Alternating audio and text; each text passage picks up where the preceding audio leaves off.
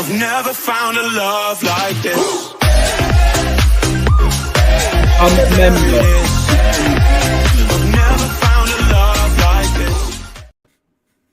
Hello, everybody. Welcome back to E20 Zone TV. This is the After Hours edition on E20 Zone, and I've got one of my good friends on the channel. I'm not talking about West Ham Online. I'm not talking about Lucas. I'm talking about Hammers Chat's very own Charlie Walsh. Charlie Walsh, how are you doing, brother? I'm alright, bro. I'm good. I'm a bit tired. Went for a long walk today, so my feet hurt a bit. Apart from that, I'm good. How are you? I'm very, very well, man. Lucas, how are you doing?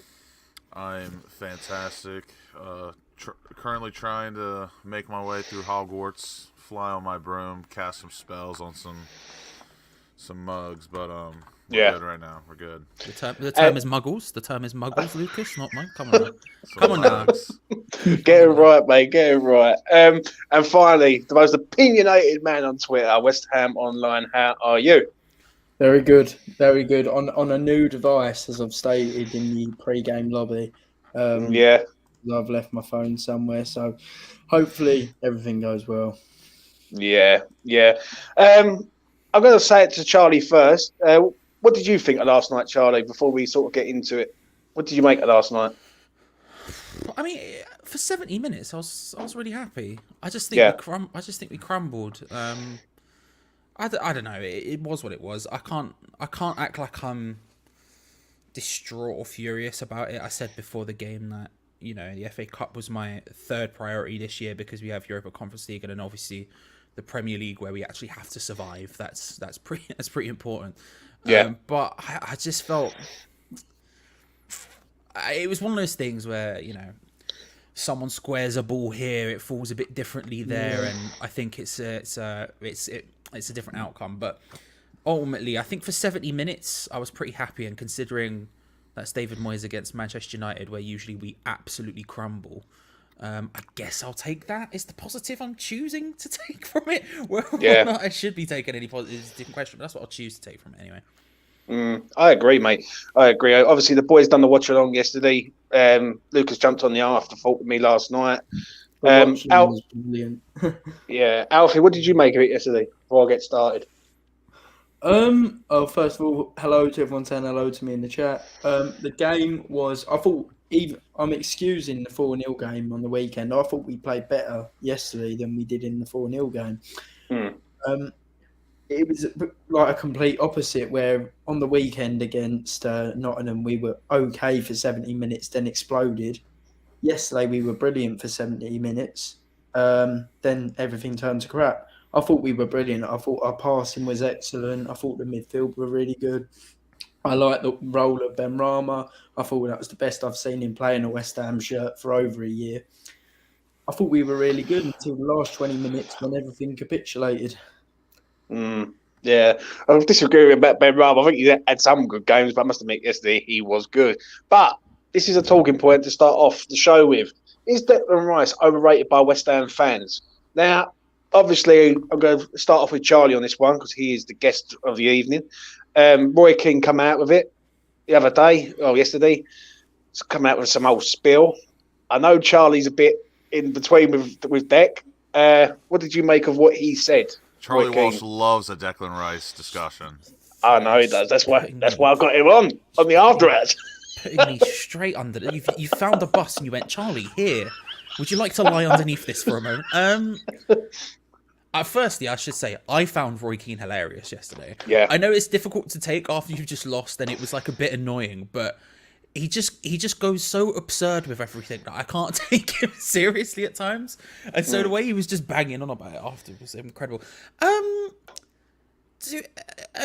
mean, yeah, we do. But that doesn't mean he's not incredible. He's really, really, really good. And I think... Is he incredible for us, though, Charlie? Is he incredible for us, but would he make another team amazing? I think in the role we're seeing him play now, he would be really good for other teams as well.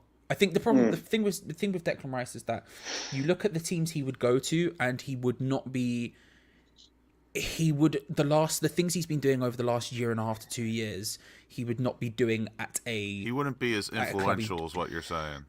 He wouldn't be as influential, and he wouldn't be allowed to do half the stuff he gets away with. Yeah. You know, I think when you're looking at how he's playing at the moment, the last 2 games, that's sort of reducing his importance in the final third. I think shows you what he would be like at a top club, which is what he would go to if he left us. And I think in that realm, I think he would be brilliant. I think I've said this before. I think he has the potential to be a world class, like, screening sort of defensive midfielder, a lot like Casemiro is, right? I think he has that potential ability very, very easily. It's just about what he does in that final third. I think it's just mostly kind of pointless, which, I mean, I can't really say after he's basically passed on into the top corner last week, but I do think that's sort of where his game falls apart. But at a top club, he wouldn't be asked to do that. So in that sense, I think he's a brilliant, amazing player. Do we overrate him? Yeah, he's not world class yet. That's my opinion on the matter. But you're like picking hairs at that point, really. I mean, it's like, is he a 10 out of 10? No, he's a 9 out of 10. Well, you're still having a discussion, but like, I don't know how much of a thing there is there. But he's not world class yet. But he's incredible. He's one of the best in the league at what he does. I knew Charlie would rile me up. I think he is world class now. I think if he goes somewhere, I think he just exposes himself even more. I think Deck has carried West Ham for the last 2 years in a certain way. Don't get me wrong, he needs 11 players on the pitch, but I think without his influence in and around the team, the players, like even the manager to a point, I don't think West Ham are nowhere near fighting semi-finalists in a sort of major competition. Like, I just think he's top draw. And when I hear Roy Keane saying about that he don't score enough goals, he don't assist enough goals, did Roy Keane really score goals and assist goals when he was at Man United? I don't think he did. He was just a standard midfielder, do the basic things well, and that's it. I don't know. What do you reckon, West Ham Online, on that? Declan Rice is a unicorn of a player. I think he's superb. I think he's the best player we've seen since Declan Dimitri Rice. Payet. Yeah. Since Dimitri Payet, I think he's superb. I think out of all the defensive midfielders I watch in the league, he's not the best passer out of all of them in terms of short passing and knocking balls around corners. That's Rodri. But I think he's the second best defensive midfielder in the league. Yes, Casemiro has the accolades and has proven that he's a born winner, which could give him that tipping edge. But I watch Rice and I watch players like Casemiro and Partey, and I just think Rice is better than them. I really, really do. And yeah, I think he's incredible. I think he's underrated by the general football fan base, if you like. And by our fan base, yes, he's probably a little bit overrated, but that's something that's common when a team has a really good player. Yeah. Lucas, what do you make of it with Declan? I think it's, first off, I'm gonna have to obviously disagree with my brother Charlie Walsh. I do think Declan Rice is world class, but I mean, it's just like every support, they overrate all their players. So naturally, I think that we do overrate Declan Rice to a point. I don't think he's completely overrated, but every fan base overrates their players, in my opinion, good or bad. No matter they think the player, like for example, some people like if we're talking, give me a random club at the top of your head. Crystal Palace. They thought Elise for a period of time was mustard. He was brilliant. While I think he's a decent player, he's not mustard. He's not brilliant. He's all right, and he's got edge. He's got an edge to his game, but like, he's okay. And it's kind of like with Arsenal as well. Some Arsenal support were saying Martinelli is like one of the best wingers in the Prem. That could be up for debate as well. Agreed, Mark. I do like Martinelli, though. I used to think he was a bit overrated, but this season he's kind of brought me around. I do think he's a good player. But the only thing I will say, though, just to say this, is that he's a starter for England all the time. Let's be honest, if you take him out the England team, that midfield's weak. You can go and put Calvin Phillips. There's not much competition. I I mean, agree. you just said it without him. He's basically nothing. I don't disagree with you. I think that's a huge plus point. But there's not much Yeah, competition. but That's I think when he's in there though, like I think like you don't play for England if you're rubbish. Do you know what I'm saying? And you certainly don't Yeah, start for England he's if superb. you're. I just think a lot of the Harry Winks opposition played for fans. England. Cool. Yeah, that's true. I will say with this, but like Harry Winks. a lot of people do look at him from other clubs and think, yeah, he's just a standard player. But I think where we see him all the time, like He's unreal. he is unreal, in my opinion. Do I think he's been good this year? I would say he's been average in his ability this year, for me personally. But James, if you don't, I agree with what you're saying in the sense of he's not been at the levels as last season. But this is where sometimes I actually disagree with people's take because they say, "Oh, Rice is so good because he gets all the responsibility to do whatever he wants with West Ham." But I'd actually argue since his role has been limited this last few games, he's looked better. I think he looks better when he's sat in front of that defence. That's his main job. I think that's when he looks at his best, and that's what he would be doing if he moved to a really Charlie would team tend to Arsenal. very much agree with you. Yeah. I just think my problem is with him. It's not anything to do with defensive. I think defensively he is comfortably. He's in the top bracket in the league very, very, very easily. I mean, he really is. Like the defensive side of his game. I mean, you could tell he grew up as a centre back. The defensive side of his game is insane. When he was originally becoming the player we all know, and I was having conversations with my friends who support other teams who were all saying he's rubbish. I don't know what you're talking about. Sideways, backwards passing merchant, blah blah blah blah blah. I was like, you do not see the anticipation that guy has. It's incredible. It's insane how good he is. Right? It's just that final third. It's just he's useless in it, and it's fine. That's okay. He doesn't have to be. That's the thing. We don't have to have this unbelievable guy who can do literally anything. There are very few midfielders. That Kevin De Bruyne is maybe one of the greatest attacking midfielders I've ever seen. He's not exactly going to track back and tackle someone in the most insane way every single game, is he? No one has to be everything.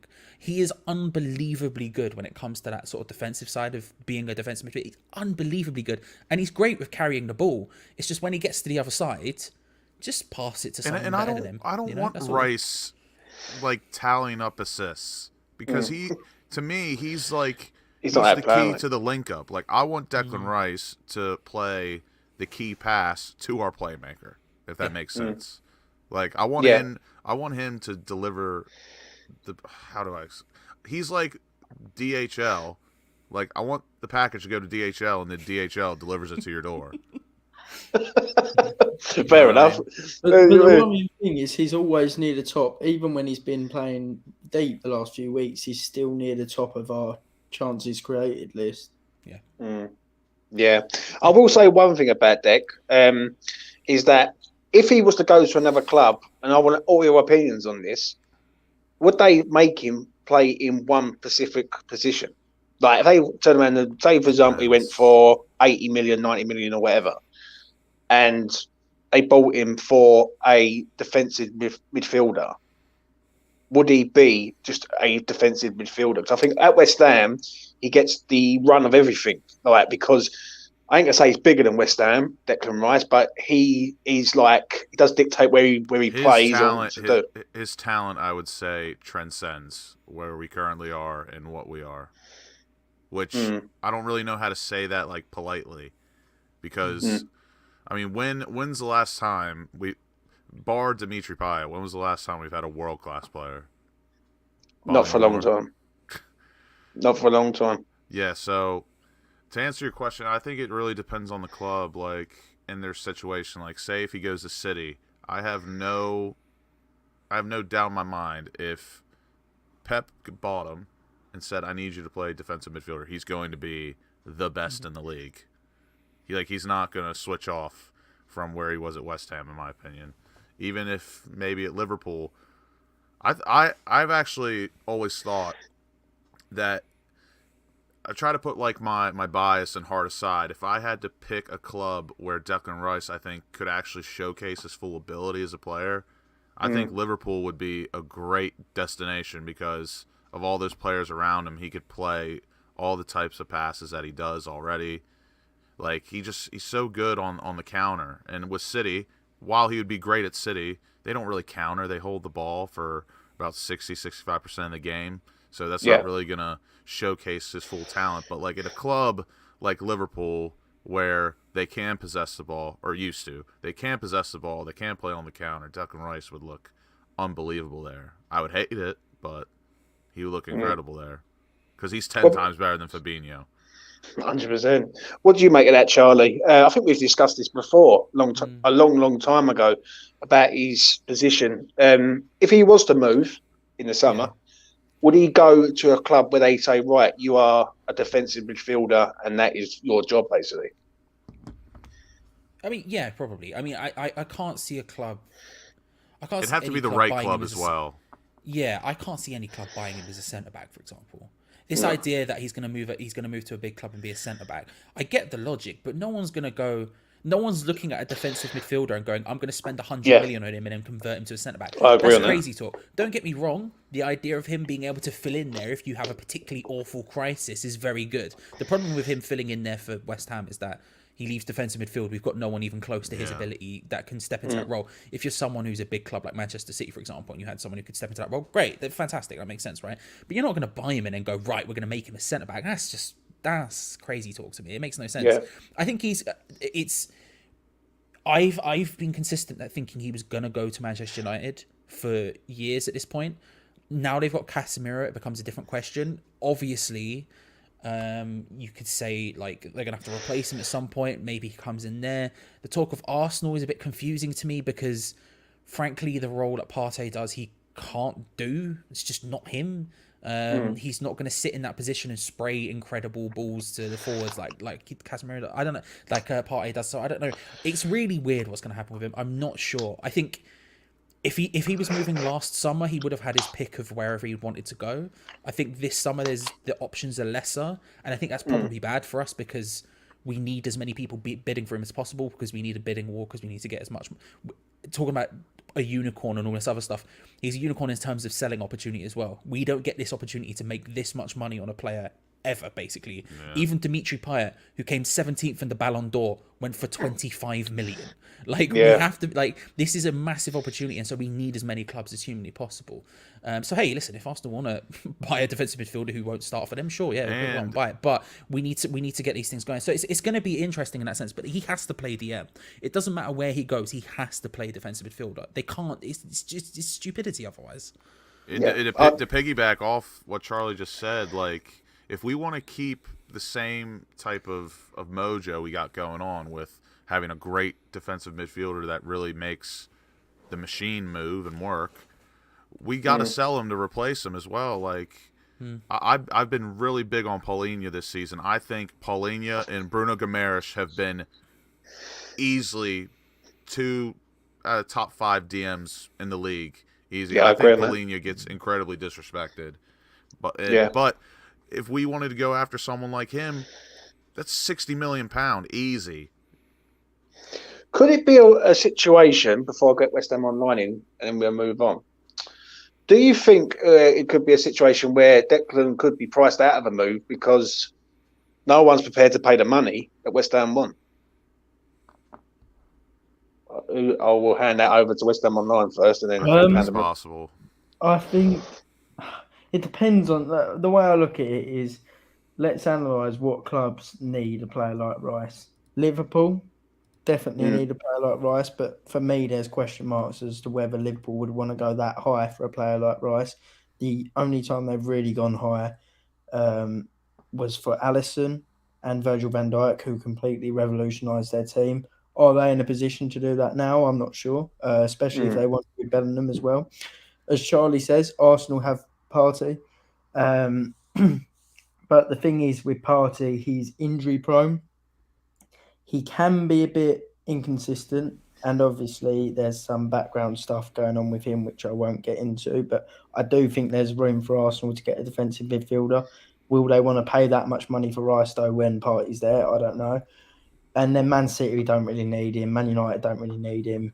Chelsea do need him. So for me, what we need is Chelsea and Arsenal to have a bidding war. But in my opinion, we won't reach the desired price that we want because I don't think Arsenal need to go that high. Chelsea will have no one else to compete with, so Chelsea probably will get him. Do you think? What do you think on that, Charlie? Could West Ham be in a situation where he's here, he ain't going to sign another deal, and basically we ain't going to get the money that we think we're going to get for him? So we're in a bit of a limbo like situation. Yeah, I think everything Alfie said there is bang on, to be fair. I strongly agree. I think I know we often mention clubs like Barcelona and Real Madrid, but frankly, he's not going to go there. Yeah. There's only one man who's good enough to go from West Ham to Real Madrid and Barcelona, and we all know that's Julian Faubert. So it's not going to happen again. It happened once. We saw it. It's fine. It's never going to happen again. I don't think that's going to happen. I think realistically, it is only the Premier League clubs that are going to be looking at him, and it's between those two. We just need to get them to go. I'm concerned about that we're not going to get what we should get for him because, like I said, it's worrying me a little bit. Right. To round this up, what should we expect to get for him, and what will we get for him? Basically, That's such a tough question. I think we will be. I think the club won 100 million plus. I reckon we get. I reckon we still get 90. I think it's so tough because, like, from what we've seen, Declan Rice, in my honest, humble, non-biased opinion, should be going for 100. If Jack Grealish went for 100, and there's other players around that, like the way the market is, he should be going for 100. And I also do believe that Jude Bellingham should be going for over 100 because of his age. 100%. He is pretty much world class. He's or top close class, to it. And yeah, so I'm not one of those people that scoff at, like, oh, there can only be like one or two 100 million pound players. It all depends on the age, potential, prestige, and all that. So let me go around the room to round this up. Give me your figure that you think West Ham will get from him in the summer. So let's be honest, we all know deep down he's going to go. I don't see him sign another deal. The only way, personally, I see him sign another deal is if an owner comes in with massive loads of money. That's what I was going to say before you asked the question. I still play in my head the scenario that we stay up, we win Conference League, we get back to Europa League, Sullivan sells, Kretinsky comes in and just hands whoever, Moyes, new manager, whatever, let's just say 250 million. We go hog wild, we do well. Deck signs a new deal after we qualify for Champions League or something. Crazy dream. Yeah. Go on, man. So, but going back to what Charlie said about Real Madrid, George just put about Cruz retiring, Modric is nearly 40. But I think the problem is Real Madrid, they have Tchouaméni, Camavinga, and Valverde, who will be at the club for the next decade. So I think they've got their midfield sorted. And Modric is playing at least another 5 years. Yeah. You wish. 100%. So, right, give me a figure. I'll start off with Charlie Walsh. Give me a figure that you think he will go for when West Ham eventually sell him.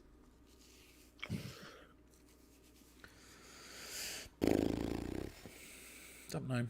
No clue. You're no fun. I don't know. I'll tell you what. I think look, realistically, it's not going to be as high as we think it is. My gut is saying 75, but I think it'll probably end up being more than that. I mean, who's going to... It will be more. Charlie. Enzo Fernandez was 115 million.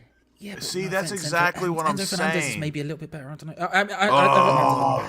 Enzo Fernandez definitely has more to his game than Declan Rice. Does I say that much? No. What Enzo Fernandez can pass? I would say maybe.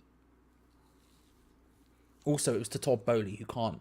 Who's just a madman.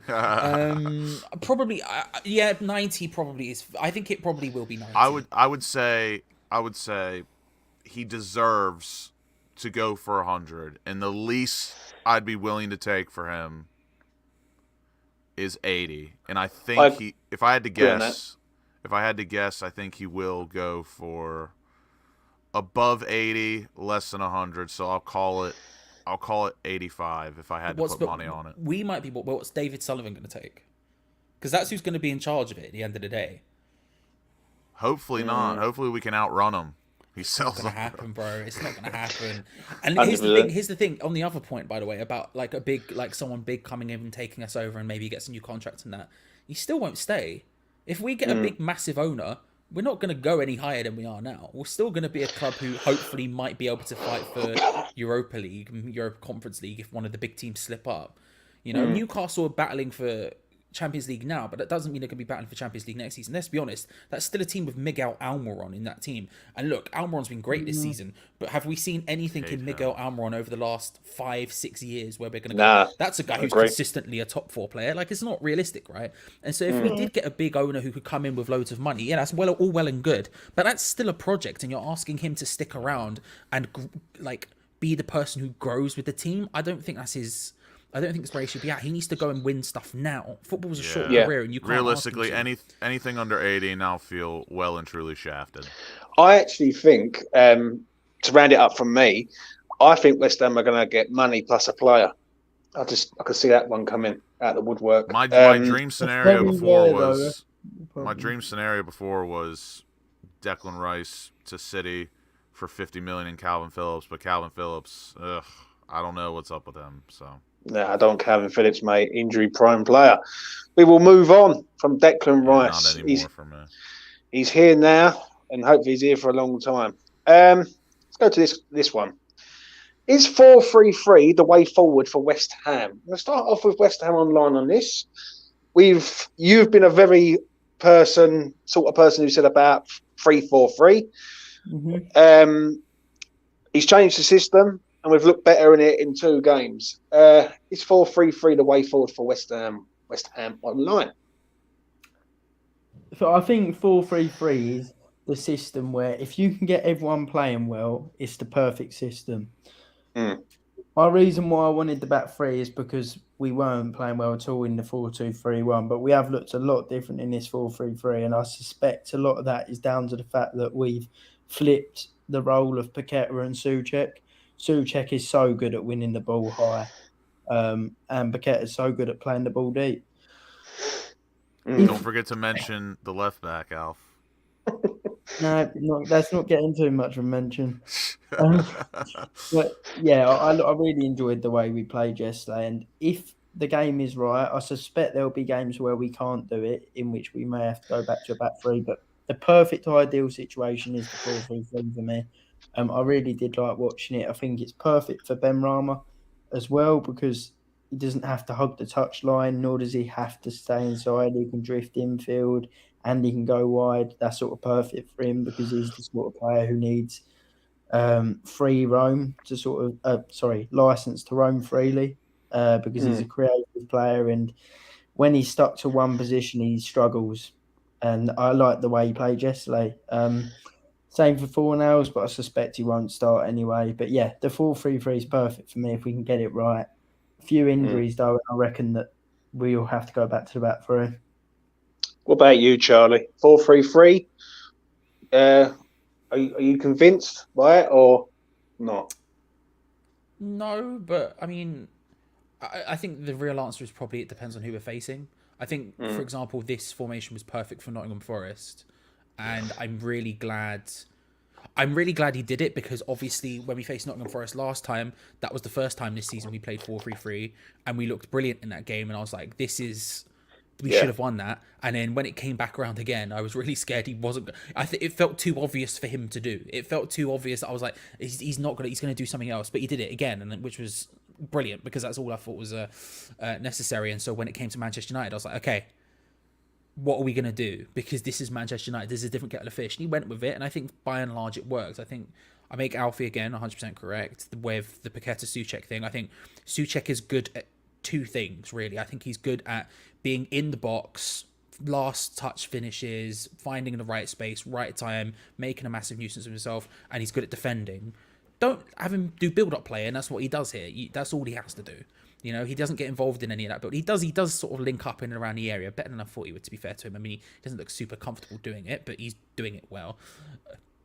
And Paqueta is great, and you want him as deep as possible so he can, you know, provide for the big riders and just do everything he wants to do.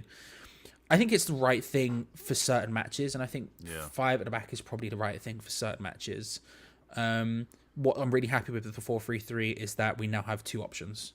There is finally a plan B. The one thing that we've been, even last season when it was going well, Season we were before as screaming well. for a plan B. So now we actually have one. Good. This is very good news for us because it means we can actually change it up when the opposition, if we're coming up against opposition and it seems that the 5 at the back system we were playing makes more sense, perfect. Then we'll play that in that match. If we're playing against especially a team like Nottingham Forest or anyone who's around us, especially those games when people are around us, you go with that 4-3-3, you go for it, and I think that's a perfect thing to do. Am I convinced by it? Not yet. I want to see how it works with Skamaka, given the fact he's our long-term striking option. I think it should, in theory, work, especially if it's Ben Rama and Bowen on either side of him.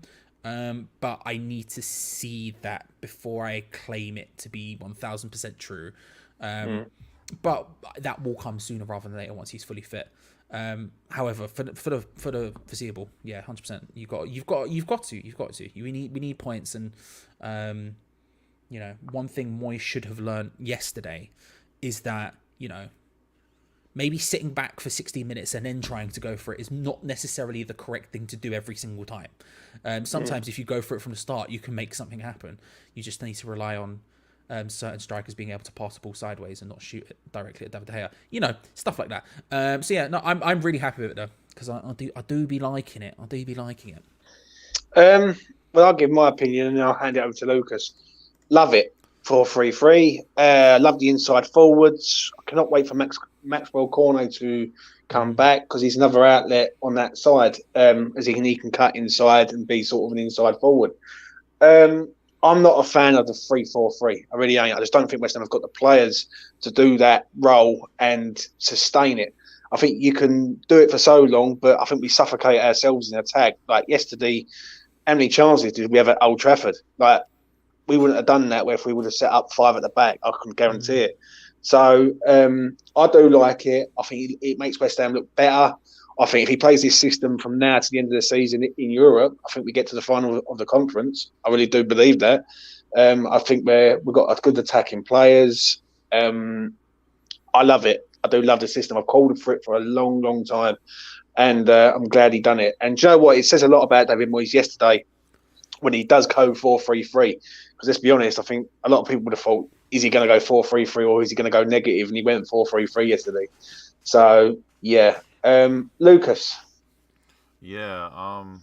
Again, I mostly agree with everything that Charlie and Alfie has said. I think it's purely, and what you've said as well, I think it's purely based off matchup. And I've said it for time now that when we're playing a mid-table side, someone that we truly believe that is not superior to us, we should be playing 4-3-3 or 4 in the back in general, anything positive. And then if we are playing Arsenal, City, maybe even throw United in there as well, we should be looking to be conservative, grab a point where we can. But like someone like Brighton, of course, they've been having a great season.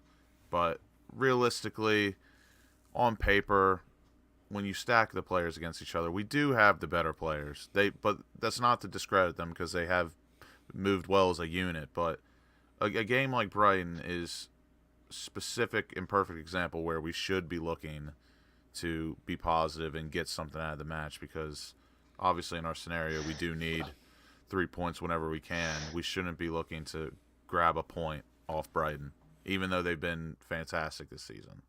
But the way forward, I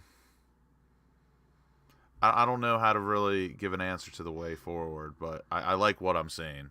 And you said, well, you've obviously seen an improvement in the last sort of 2 games, especially in the attacking I said threat. it yesterday. It's been a weird turnaround where the performance on the pitch hasn't been great, but we were getting results and picking up points we didn't think we would. And now the past 2 matches, we've looked a lot better on the pitch.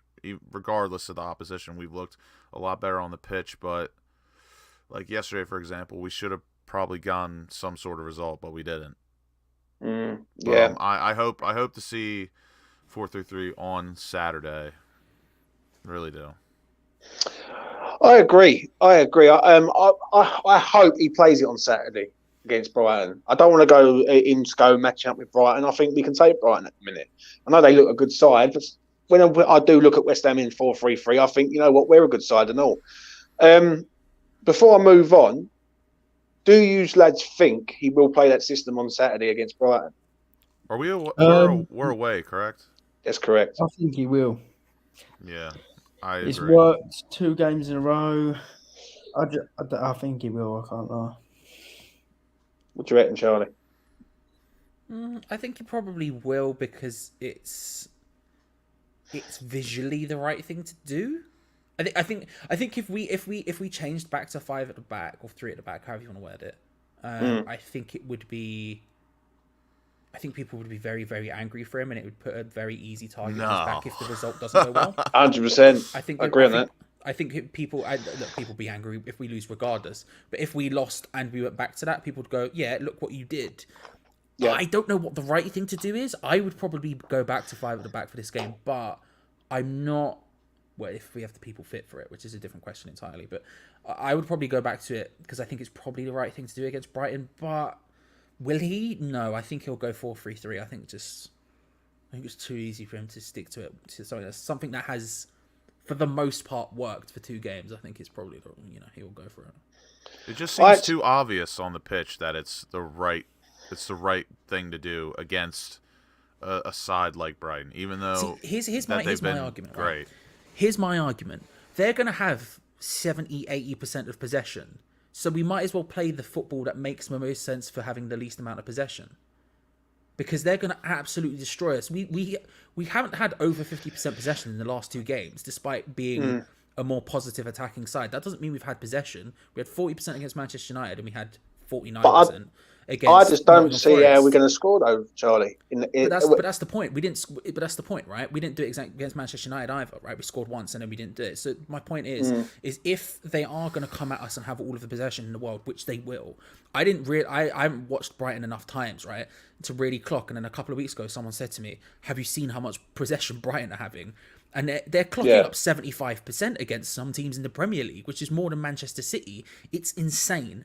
And they're coming up against the David Moyes team, who does not particularly enjoy possession. So I think in reality, they're going to absolutely steamroll us in terms of possession. So we should play the tactics, in my opinion, that are more likely for us to be dangerous without possession. And I think that is probably 3-5 at the back, however you want to word it. Whether it's a 3-4-3, whether it's a 3-4-1-2, however you want to look at it, that seems to be the thing that makes the most sense to me. But again, I think that's just painting a really easy target on his back, and I don't think he'll do it. I agree on that comment. I'd rather lose playing 4-3-3 than 5 at the back. It's got to be the way forward. We look like a different side. I look at the 5 at the back and I just see negativity all over it. I see.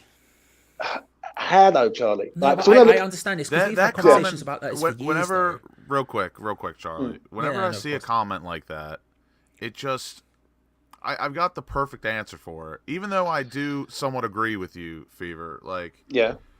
That comment just screams Pellegrini to me. Nah, I disagree. But forget Pellegrini. Look what we've got. Look at the talent that we've got. We had talent then, and we looked good. No, we didn't. No. Really. We played lovely football. We had Felipe Anderson. We had Sebastian Haller. We played lovely looking football, but got pumped every week. We were the prime example of a team that liked to pass it around, but we were a bagel, nothing in the middle. We were so easy to cut through; it was unreal. Exactly. But I agree to a point with Fever. He said this last week. I think I don't 100% agree that being offensive is the best defense, but we should be looking to make teams adjust to us, not adjust to them. In my opinion. Yeah, no. But the problem I have with it, when people keep referring back to Pellegrini, is that when I look at West Ham, if you said to anyone in the Premier League, we've got Souček, Rice and Lucas Paqueta as a 3-man midfield, people would accept that. I go, you know what? That ain't a bad midfield. Like Declan Rice is one of the best DMs, in my opinion, in the league. Thomas Souček has improved massively over the last 3 games.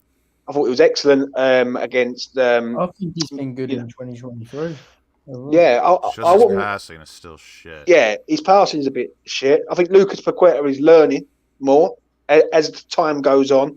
I think Lucas Paqueta is starting to evolve into a Premier League player. I think certain games he was a bit lackadaisy with his passing because he didn't realise how much time he has on the ball. So when I look at that midfield, I think that's a steady midfield. Then I look at the attack and I think you got Danny Ings, you got Skamaka, Bowen, Ben Rama, you can chuck Fornells in there, Maxwell Cornet in there. Why are we playing 5-3-2 or 3-4-3? Because regardless, we can't put the ball in the back of the net, and that showed last night. We had a strong attack, and we still couldn't put the ball in the net. We put it once. This is and the thing is and I mean, me and James, we've had this conversation for literally years, right? So like we both understand where we're coming from, but like realistically, I don't think 3 at the back or 5 at the back is the defensive formation. It just depends how you set up. With David Moyes, that's where the defensive side comes from, not necessarily 3. Yeah. I mean, you could play those midfield 3 and a 5. In fact, we did do it, and that midfield 3 still looked really, really good. But wouldn't you? When we played the 5 with the 3 and with those 3 ahead of them, I was like, this 3 together is 1000% the way forward for the midfield makeup. No other thing. Souček, Rice, Paqueta together, bang. That is it. It's what you put around that. You put around that Emerson on one side, you can forget right back. I mean, hopefully you want to put Soufal there if he's fit, but realistically, if he's not. You've got no options there. But Emerson as the attacking one. Last time we played it, flipping Soufal basically got an assist. I know Bowen ended up headed it in, and Emerson got the goal. Right? You want them going forward, and then you have whoever's left up front. Right? And I think it doesn't necessarily have to be defensive. All of a sudden, Souček's almost playing as a secondary striker. Yeah. He's getting in the box more than he ever has, practically. I don't think it has to be defensive. It just depends on. But is there too many? Is there too many though, Charlie? Defensive players. Because there's not that many. Because realistically, there's no more than there are in a forward back. In a forward back formation, realistically, what you're saying is the 2 centre backs, one of the full backs, because one of them won't be good enough to go forward, so probably one of the full backs, Declan Rice, and then the 2 guys anyway. So it's exactly the same. See, I look at it like this, yeah? You have 5 at the back. West Ham are not good enough to hold the ball in a sort of possession-based game, because I keep hearing the word possession-based all the time. 4-3-3, the prime formation for possession-based football? Not necessarily. I find 4-3-3 is you can sort of evolve that into anything you want, really. You can drop Bowen and Ben Rama back and play a 5 across the middle if we're trying to get a hold of the midfield. You can drop Declan Rice as a third centre half and rotate it around. You can do quite a lot of different things in that system. But you push the wing backs further forward. You have Souček playing. But in game though, Charlie, maybe someone in behind 2 strikers. Yeah, but there's loads of different options you have. I get that, but that's in game though. Like, do you know what I'm saying? But it's the same thing. Yeah, it's the exact same thing though. Because again, this is all coming down to it, right? If you look at, say, and I've brought this example up to you before, I know this, but if you look at Conte's Chelsea, who won the league, no one's going to be sitting there playing, they played the all-out defensive football. Like, there's loads of different ways you can cut it. It just depends how you do it, right? I get both arguments personally. Like, I am on the side of 3 at the back isn't defensive. Like, it just because there's numerically more numbers in a 3 and a 5 than a 4 doesn't mean it's defensive. But then again, I do struggle to think of teams nowadays that play a back 3 that are really good on the ball. Like Conte's Chelsea back in the day were brilliant, but for me, Conte's style now is a bit washed. I agree against top managers. See, the thing is, I do love the old debate of the 3-4-3 and the 4-3-3. But when I do look at West Ham, I just don't think we've got the players to do that role. Like that's me personally. I do agree with the comment that came up earlier. I'd rather West Ham go at teams, have a go, and I think a lot of West Ham fans would walk away and say, "Well, we've had a go against these teams," rather than sit there and just wait to concede. Right?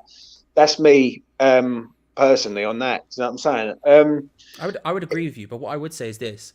I think we actively bought players for 3 at the back in the summer. I think we have. Emerson's very clearly a wing back. Again, it's very clearly a left centre back. Kehrer, I literally don't want to sell unless it's in a free at the back. I mean, I think we went out and specifically bought players for it, you bringing that comment up, Charles, sort of gave me a question for you. So do you think it's failed then, Moyes, to a point? Because he has brought in players in. He's brought Emerson in. He's brought Kehrer in. Yeah. He's brought Paqueta in, really, as like the two-man midfield with Rice, really. He brought him in as a number 10, but I don't think he knows what he's doing after time. Yeah, I agree. So do you think, basically, Moyes has changed his tune now because I don't think he can adapt to 3-4-3 with the players he's got? I think he brought in. I think he had an idea for a formation he wanted to go with, and I think he has finally sort of decided that it wasn't really working in the way it needed to really get the points he needed, and I think he's decided to go with something else because realistically, all season we've had. It feels like 3 key injuries the entire time, at least. And we're not just talking 3 injuries. Randolph isn't injured here. We're talking Aged, we're talking Zuma, we're talking like major players. Even Cornet. No, exactly. Skamak has been out injured at times. Even Chelsea, Chelsea away when the whole VAR controversy happened. That's probably the closest our squad has been to fully fit, and we still had players injured. Yeah. I think when you're talking, I do think he has failed. I think he would probably, he'd probably argue it, but I think he'd probably agree. He'd agree internally that he's probably failed this season. And I think it's just a case of, I mean, the first problem was probably not buying Kostic when you had the chance. I mean, not like Kostic which joined us, but I think that was probably the obvious swing. And then you get Emerson, who's a clear downgrade, right? But I don't know. I think it's one of those things where you have to mould. The real failure for David Moyes, in my opinion, this season, isn't necessarily that he set out with an idea to do something and couldn't put it off, because injuries happen in football, especially at West Ham. You're not going to get injuries. It's one of our main traits as a club is that we just get an unholy amount of injuries all the time. The bigger problem was that he failed to adapt when that happened. He didn't go back to the system that really worked for him. He didn't try a new different system. He sort of got caught in this halfway stage and for some reason sort of decided to try and power through with it, which wasn't the right idea. I think that was the bigger problem. That's the failure, is a failure to adapt. Because you can make plans and then if they don't go well, they don't go well, whatever. It is what it is. But at that point, you have to ask yourself, what are you going to do? And he didn't have the answer for that. That's the biggest failure for me, not really anything else. And we didn't get players that were good enough to play wing backs. Like Kostic would have been perfect. Yeah. Emerson is a solid wing back, but Sufal, he's not a wing back. Johnson's not a wing back. Kehrer isn't a wing back. I don't know what he is, to be honest with you. But like, if we would have gotten in an actual wing back, like just example like a Jed Spence, maybe the vision could have worked. Maybe. Yeah. I must admit, Kehrer massively let me down, mate, because I was praising him up and he's just been a massive flop. But I'm going to move on to this topic of conversation as we come towards the end. Can we end the Brighton curse? Obviously, we're playing Brighton at the weekend. We've discussed a bit of it. We haven't never beaten Brighton in the Premier League. Charlie, can we end this curse on Saturday? Probably not. I mean, I think we've got a better chance now, but I think Brighton are just. I think they've been too good. I think. I don't really care. This is going to be a negative thing to say. I appreciate given the situation we're in, but I really don't care about the result. If we come out and put in another good performance like we did against Manchester United and like we did against Nottingham Forest, then I'll be happy that we're moving in the right direction. And that's all I really care about right now. I think I'm not saying, for me, this game isn't make or break. You're running out of games where I can't say it's make or break. I will say that. Yeah. But at this point, I wouldn't say it's make or break. And so, really, I don't really care what the result is as long as we perform well. Will we break that curse? I doubt it. Like I say, they really are insane possession-wise. And if we go at them in a 4-3-3, I'm a little bit concerned they're going to absolutely demolish us. And so I feel like, we'll see what happens. But my gut says no. I'll go next. I actually think if he sets up in a positive way, I think he can do some damage up there in Brighton, in Sussex. We're we've never beaten this team, granted, and we've been so many times we've been close to beating them, and we've sort of folded towards the back end of games. I think the last 2 times we've gone to Brighton, last season we was 1-0 up and lost the game 3-1. The season before that, I think we lost 2-1. I think the season before that was when Ben Rama scored. It was 1-0. I want to see us go for it against Brighton because I will know more at Saturday, 5 o'clock, if West Ham are slowly turning the corner. If West Ham go to Brighton and get turned over, I'm going to look at it and think, well, you've had 2 good performances and you go to Brighton, who the other week lost against Fulham, and they weren't really all that. So it's going to be interesting to see how West Ham sort of approach this game. If we draw the game, I think it's a good point, but I think we need to start winning these games. Someone just said it in the chat, if we win this game, we're 5 points clear, and that's massive at this stage of the season. West Ham Online, what are you saying? Can we end the curse? Yes, because realistically, in terms of player quality, I'd say not a lot splits the sides, and there's a possibility that we would actually have more players than them in a combined 11. Not that it means a lot, but will we? Probably not. I think away at the Amex, with the way they're playing, the way De Zerbi's got them set up, I just don't see it happening personally. I think they've got some supreme young talents. The likes of Caicedo and Evan Ferguson particularly are unreal. Mitoma's a bit older, but he's excellent as well. I just don't see it happening. I personally, if I was to predict now, I'd say we're to lose 2-1. Yeah. Don't see it happening, sadly. Lucas? What are you Yes, saying? I believe we can, but will we do it is a whole nother question. Because, I mean, we've already said it. On paper, we've got the better players, but they are just tapped in, and they're moving different out here right now. Yeah. And I seen a comment. I don't think they're overhyped, and that's exactly what, like, if I was a Brighton supporter, that's exactly what I'd want us to think. Like, oh, West Ham thinks we're shit. We're not as good as we are. Wait till you see us on Saturday. So that does make me nervous. But are Brighton going to look at West? They're playing the underdog.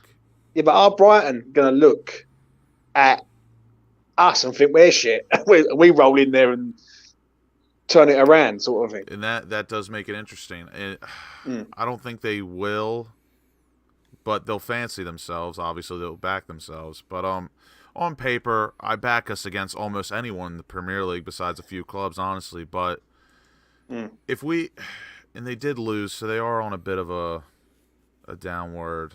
I mean, they did win yesterday or on Tuesday against Stoke, but they are to be had, I think. And our midfield against theirs, I fancy us.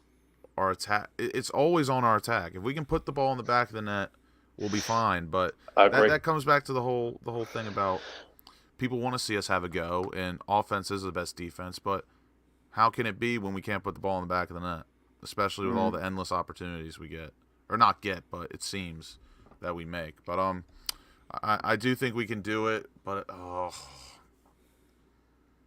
mean, I always predict West Ham to win or draw. I never predict us to lose. But I'm gonna go. I'm going to say 2-1 West Ham. What are you saying, Charlie?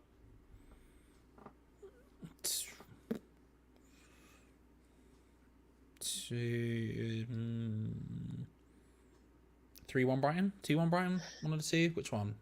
2-1 Brighton. I think defensively we're good enough to stop them. I think 2-1 Brighton probably. I think like I say, I think Alfie's right. I think can we beat it? Yeah, sure we can. Will we? No, I can't see it. I think they're too good for us right now. It just is what it is. They're coming up against a really good team who are really good in form and have got everything fit and firing on all cylinders. It is what it is. Happens. They play a style of football that doesn't suit us, or at least it doesn't suit us in the way that I think we'll set up. And that is what it is. As long as the performance is good enough, that's all I care about. Because really, ultimately, let's say we did, because I've made it very clear I want to play 5 at the back, right? I'd rather play counter-attacking. There's a lot of things I'd rather do in this game.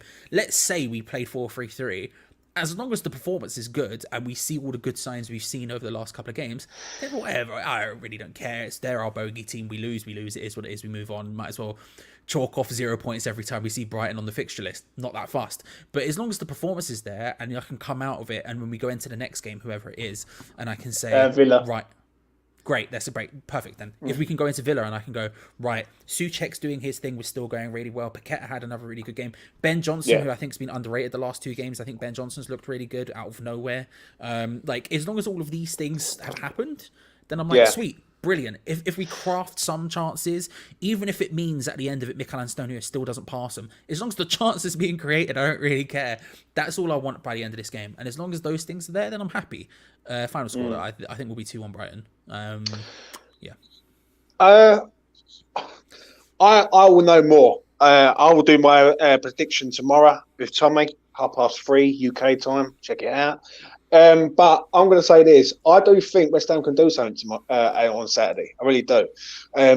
I'm slowly seeing a different side to what I've seen with 3 at the back. I know people will say about that, but I look at us in the last 2 games. People will say it's Nottingham Forest, but this is the Nottingham Forest side that held Manchester City and held other teams. I know they're not very good away from home, but you still got to rate it. And I look at us last night. I thought we was excellent last night, and I think if we can put our chances away, then we can do some damage. I hope this curse is lifted come Saturday evening. I really do, because it's driving me absolutely mental. And do you know what I'm saying? So, yeah, to round it up, though, the show, this is a question for Charlie. I've left this one till last. As Charlie does the watch-alongs, and the lads have been doing the watch-alongs, Charlie's had all evening to think about it. But, Charlie, what is your best watch-along moment on Hammers Chat? I forgot to think about it, James. I know. I mean, obviously the first thing that most people comes to most people's minds is when Tom decided to get naked. That was fun. That was probably the one against Tottenham. I mean, that's the one that people come up with most, right? I know there's a few people in chat who watched the watch along, so will be able to inform me better of things I can't remember. Because most of it is a blur of Baby Bells and me being an idiot. But I think, when we scored that goal against Tottenham, it's a problem, honestly. My stomach is bad. I had 3 the other week. What's that cholesterol looking like? Bro, it scares me, mate. It scares me. I've got like a dozen. What's your best goal reaction? See, the thing is, I don't really react that heavily because gotta I'm just ask quite Tom a for calm that. person. Again, Tom is the one, right? When we scored the equaliser against Spurs in the 3-3, Lanzini scored. And the thing is, it's something I noticed. So I went back and watched. I didn't watch all of it because I'm not going to watch a several hour long video after the fact. But I went back and watched some of your guys' watch alongs, which, by the way, watch instead of mine. It's better. Don't watch Hammers. Don't. It's not. Just watch this one, right? But I know, like, obviously you were talking at the beginning of, like, not spoiling things in the chat and stuff like that. That Tottenham goal, the third one, was already spoiled for me. I'd seen it in the chat already. And so I saw it. I knew we'd scored. But Tom was watching the free kick and he had his, like, head down like this so the chat wouldn't spoil if we scored. Yeah. And so I sort of mouthed to the chat, I know, yeah, it's great, okay. And then moved me off the screen so it was just Tom. And you get to see that moment where it is him losing his mind when he scores and runs away in and comes back with no shirt and everything else. I mean, that's the obvious one, right? Because that literally went viral. It puts us everywhere else. Charlie, me and the boys are gonna have to take a trip to Idaho because we cannot get synced up to save our lives. So I'm gonna have to save up. I'm gonna have to save up, get us a ranch and a TV in Idaho, and find a stream. Just I mean, you got any property in Idaho that you could recommend? I know many places in Idaho. I know many places in North Idaho with the boys. Do you know anywhere like west of Boise? Specifically west of Boise. I'm not sure about that. I mean, listen, I think to pull the curtain back a bit, the reason why when Tom stopped doing the watch logs, the reason why there wasn't anyone else doing it with me is because I couldn't be asked to bloody sync it. It's so much effort. It's just I was like, do you know what? Yeah, like, mate, it's an absolute nightmare. It really is. 100%. I must admit, honestly, also I've gone back and watched the reactions to the goals yesterday. I think they're a bit over the top from from me in particular, but yeah, the singing was annoying because. And do you know what else was annoying? All of the Man United goals, I could hear someone about 3 flats away celebrating them. I'm just sat there like, oh, right. I do often think about that. I do often think Yeah. about because like I'm pretty calm, right, all of the time. So when we get when someone scores against us, like it's not that deep. When we This is- score, like I This is a celebrate, but I don't go traditional mad, right? Charlie But I do think celebration. Yes, get in there. yeah, Come a little on. bit, yeah. Yeah. But I do often think because obviously I've got a wall like right next to me. There is a wall here, and I'm shouting into that wall. I don't know the people who live there, and I do often think about like, what do they think I'm doing at Saturday at 3 p.m? Because it's just madness ensues. I think if you're talking outside of that Tom moment, I mean, I just think the worst thing is I think about all the trolls who come into my chat, and then I just like take the piss out of them for 20 minutes. Or like the time when there was a time when before Baby Bell's oranges were the lucky fruit, and I threw an orange in the air and then caught it in my mouth. That was like the greatest moment of my entire life, potentially. That was incredible. I did not know I had that in me. That was unreal. I kicked Danny DeVito once. That was quite fun. I don't know. I just do dumb stuff. I don't know. Would you say, Charlie, that the 3-0 is the best moment, best watch along that you've done though for like sort of drama and everything? Like, because I must admit, if I would have been sitting there after 16 minutes and West Ham would have been 3-0 down against one of our major rivals, I think I would have had to sort of like left the stream basically because I just couldn't handle it. Do you know what I'm saying? Would you say that's the best one for you? Probably, right? I mean, it was. But again, I think the one thing I will say about being calm, and to be fair, now because I was doing it with Tom back then as well, and me and Tom were both. One of the beautiful things about Tom is we're both as stupid as each other, and we were just like talking about food and pizza and everything else. Not that I don't do that on every other stream I'm on anyway. James, disgraceful. You've somehow done it again. You've done it again. I know. But like we were just like, oh, they've scored a third. Anyway, so let's talk about pizza for a bit. And so it was like, it sucked. But because you're with someone else, it's kind of lessens the blow. And then there's like people in the chat or whatever. But the comeback was just kind of insane. It probably was that. Although realistically, it might be the Europa League run last year. And especially the home game. I mean, that was just I was going to say that, the Sevilla one. It was just mad. It was just completely mad. Like the Tottenham thing is the Tottenham thing, but just the fact that we bantered our way through that, I'm still not entirely certain how that happened. So probably that to some extent as well. Also, go on now. what I was going to say quickly as well to what Richard put. I actually had to go and do the end of the watch long yesterday in the toilet because they kept ruining every goal. Yeah. See, that's dedication on E20's own TV. Do you know what I mean? Even when he's like, he doesn't want to hear the goals going in, he has to go Get to the us car. to 2,000 subscribers, and I'll do a live watch along from the toilet. I'll set up everything. Yeah. Live watching on from the toilet. That has got to be worth watching, mate. Honestly, 100%. I'll come on as well, and I'll have No Mr. gimmicks. Moyes mask Thank you. on. I'll do a live watch on with my Mr. Moyes mask on, just sat there. I mean, the thing is, right, is like there's such long videos to do as well, and I think like you lot have it right. Like if you manage, like once the syncing issue's done, it's perfect to do with other people because it's just it's, like people come into the chat and they're always like, Charlie, why aren't you talking about the football? And I'm like, what am I going to do? Okay, right, we've passed it to the left, we've passed it to the right, like, oh, right, we've passed it to the left again. Like, for the vast majority of the time, especially under David Moyes for, like, the last couple of years, it's been a rough time to try and describe minute-by-minute football. It's not like Slaven Bilic when we had 8 men up front and it was just go, go, go. Do you know what I mean? A lot of the time it is just a lot of waiting about, right? And so a lot of it is just waiting about. If you want to talk pure stupidity, you want to talk in case you forget, where all of the things we did on that, Lucas, there was guitar playing. I did an entire episode where I cycled on a bike. That was a banger. Yes, that was fantastic. Yeah, I did actually say that one. That was maybe my top moment in life in terms of streaming. Just doing an entire episode on a bike. I mean, Jesus Christ, was I tired by the end of it? But it worked. Mate, I don't know. You were I literally love putting doing in them. work. Thank you. Listen, people talk about work rate. I live it. Yeah, that's the difference here. I live it. I love doing them. But it is just a lot.